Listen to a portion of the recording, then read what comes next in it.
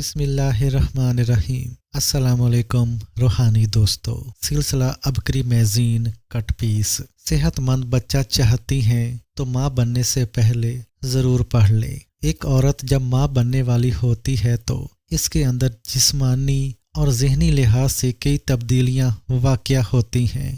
تحقیق سے یہ بات سامنے آئی ہے کہ اگر دونوں فریق صحت مند اور خوش باش ہیں تو تخلیق کا عمل ان کی عمر کو متاثر نہیں کرتا ہے۔ دوسرا یہ کہ قدرتی طور پر حمل کے ابتدائی چند ہفتوں کے دوران ہی بچے کے اعضاء بننے لگتے ہیں، لہٰذا اس دوران ماں کا صحت مند ہونا اشد ضروری ہے۔ ماں بننے والی ہر عورت کو کھانے پینے کی احتیاط سے کام لینے کی ضرورت ہے۔ اس طرح جو بچہ دنیا میں آئے گا وہ توانا اور صحت مند ہوگا۔ ایک صحت مند بچہ تب ہی وجود میں آتا ہے جب ماں صحت مند ہو۔ ذیل میں اس متعلق کچھ اہم معلومات دی جا رہی ہیں جو ابتدائی دنوں میں آپ کے لیے معاون ثابت ہوں گی۔ ادویات کے استعمال میں احتیاط۔ آپ کو سب سے پہلے ان تمام ذرائع سے چھٹکارا حاصل کرنا چاہیے جو مانع حمل کے زمرے میں آتے ہیں۔ اگر آپ نے اس سلسلے میں کوئی طبی مدد لی ہے تو اس سے بھی جان چھڑا لیں۔ مانع حمل گولیاں بیضہ کے بارآور ہونے میں رکاوٹ پیدا کرتی ہیں۔ ان گولیوں کو فوراً بند کر دیں تاکہ آپ کا جسم ہارمونز کی قدرتی گردش کو بحال کر دے جو مانع حمل گولیوں کی وجہ سے بگڑ جاتی ہے۔ ایسی ادویات جو ذیابیطس، بلند فشار خون، السر، پیشاب کی بیماریوں میں استعمال کی جاتی ہیں، دوران حمل منفی اثرات مرتب کرتی ہیں۔ اگر آپ ایسی ادویات استعمال کر رہی ہیں تو فوراً ڈاکٹر سے رجوع کریں۔ غذاؤں کا استعمال۔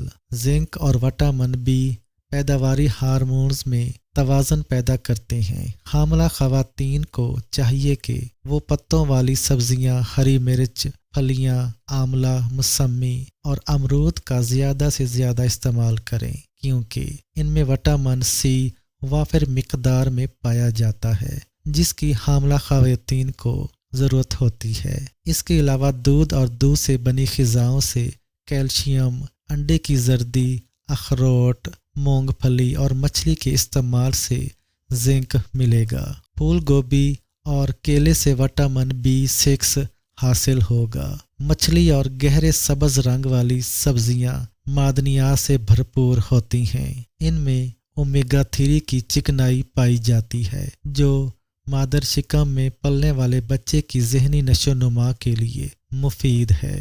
یہ چکنائی بچے کی ذہنی نشو و نما میں بے حد مفید ثابت ہوتی ہے۔ ایسی غذائیں جو ایفائن کاربوہائیڈریٹ پر مشتمل ہوں قبض کا باعث بنتی ہیں۔ ان کے استعمال سے الرجی، ایگزیما اور دمے کا مرض بھی لاحق ہو سکتا ہے جو ورثے میں آپ کے پیٹ میں موجود بچے کو بھی مل سکتا ہے۔ آپ اس خطرے کو دہی اور اس طرح کی غذائیں استعمال کر کے دور کر سکتی ہیں۔ ہارمونز کو متوازن رکھنے کے لیے روزانہ 6 سے 8 گلاس پانی پئیں۔ اگر حاملہ خواتین متوازن غذائیں لیں تو دوران حمل جسم کو جس قدر معدنیات اور حیاتین کی ضرورت ہے سب مل جائیں گی۔ اس لیے ایسے اشتہارات پر بالکل توجہ نہ دیں جو فوڈ سپلیمنٹ استعمال کرنے کی ترغیب دیتے ہیں کیونکہ ان کے استعمال سے آپ کے ہارمونز میں زیادتی ہو سکتی ہے جو عدم توازن کو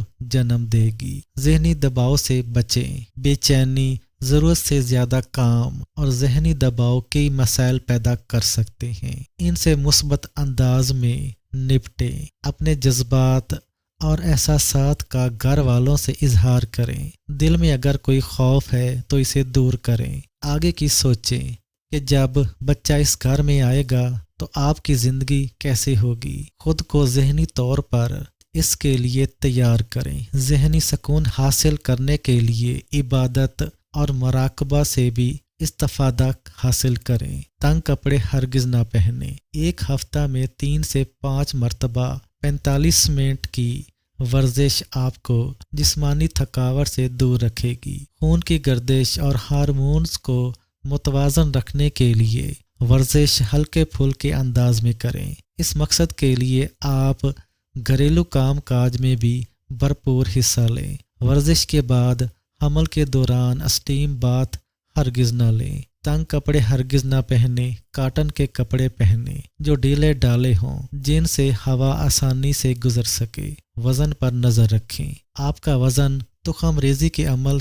पर बराह रास्त वजन डालता है। चाहे आपका वजन ज्यादा हो या कम, दोनों सूरतों में आपको माँ बनने में कुछ दुश्वारी का सामना होता है। इस तरह वो ख़वातीन जो खुद को सलेम और समाट रखने के लिए अपने जिस्म को सुकेड़ लेना चाहती हैं और वज़न में कमी कर लेती हैं, इनके अंदर तुखम रेजी का अमल सुस्त हो जाता है। अगरचा इनके हार्मोन्स का निज़ाम बेहतर होता है, मगर इसके बावजूद वज़न की कमी मसाइल पैदा करती है। इसलिए हमल के इब्तदाई 3 माह अपने कद के हिसाब से वज़न को बरकरार रखें। इस सिलसिले में अपने डॉक्टर से भी मज़ीद मालूमात लें और अपना चेकअप कराती रहें।